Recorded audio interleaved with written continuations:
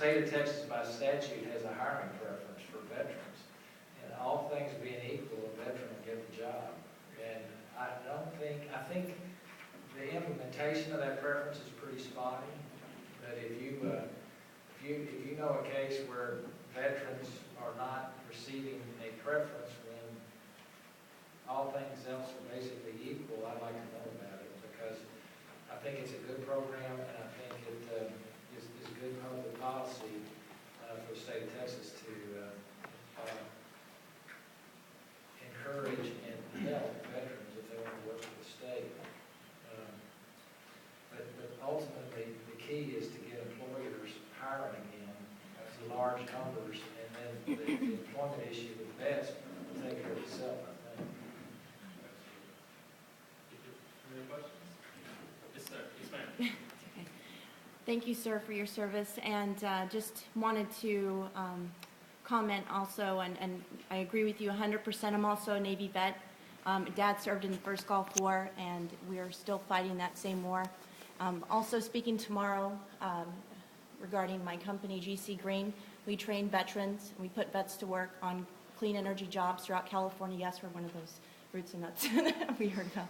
But any case, we started the company about 2 years ago. It's making quite a bit of progress, and our goal is to train vets in the green economy and clean energy jobs throughout California. I'm hoping to do that in the state of Texas. That's why we're here today, Rick Halpern. And also, we're a member of Operation Free. Are you familiar with that, sir? No, ma'am. That's a nationwide, actually it's fairly new, and it is a nonprofit, Veterans for Clean Energy. So it's veteran powered, and Operation Free started also about a couple years ago, and it's veterans uniting together nationally, nationwide, and just started to make its way in California to really promote veterans for clean energy and finding a solution for our future. And I really think it's an extension of patriotic service as well as we continue to serve in the civilian sector. So thank you for Thank you for your service, and thank you for your work. And you say you were from California? Yes, or? based out of San Diego, sir. Okay. Yes. We like San Diego, and we're glad you're here. Hope lots of Texas. I was thinking about what you were saying in conjunction with what you asked me about Solyndra, which is a huge black eye. And, you know, in the political rhetoric, it's the government picking winners and losers, and the government's really kind of bad at that. I think tax incentives work, and to the extent that you're producing a product that may cost more than an alternative, but has a public benefit, i.e. it's cleaner for the environment, a tax incentive is appropriate. I also think that there's a market out there, and y'all know this. I think one of the things that I've been kind of surprised at and was somewhat skeptical at is that when we deregulated electricity in Texas about 10 years ago, was it? We mandated that a certain percentage of the power produced in Texas had to be, quote, green power. And that ties back into that conversation, was nuclear power, green power, but that's another point. But it's been a pretty good success story. Texas has been the leader in the country.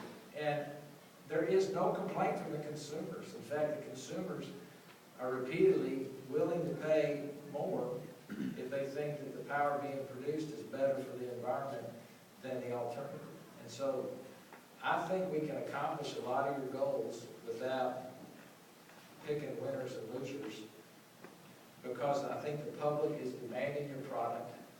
And secondly, I think to the extent that that product has a public benefit, i.e. the environment is cleaner than it otherwise would be, it should be entitled to a tax credit.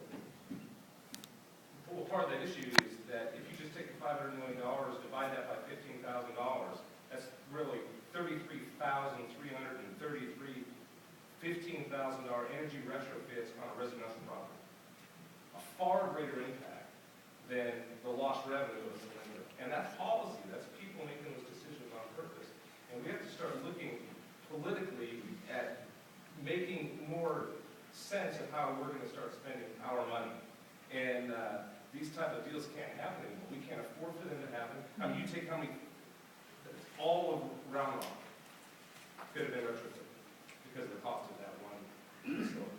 And it's a shame because to the extent that there may have been some other worthy projects, they're all gonna get crushed now. I mean, it's gonna be, that's a black eye that's gonna take years to get over.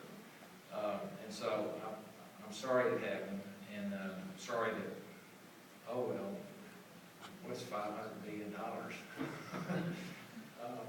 actually, it was 500 million. 500 million. So, thank That's you. small business. I tell you, one aside that I was thinking of you saying is, you know, we complain about the Texas Constitution. What the federal government did with Solyndra is unconstitutional in the state of Texas. The state of Texas can't do that. Yes, sir.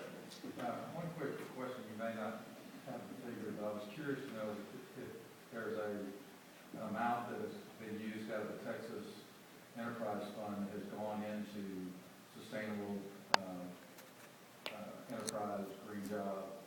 No, you know, I don't know, and I'm not sure that the enterprise fund track record is much better. I mean, I think Tracy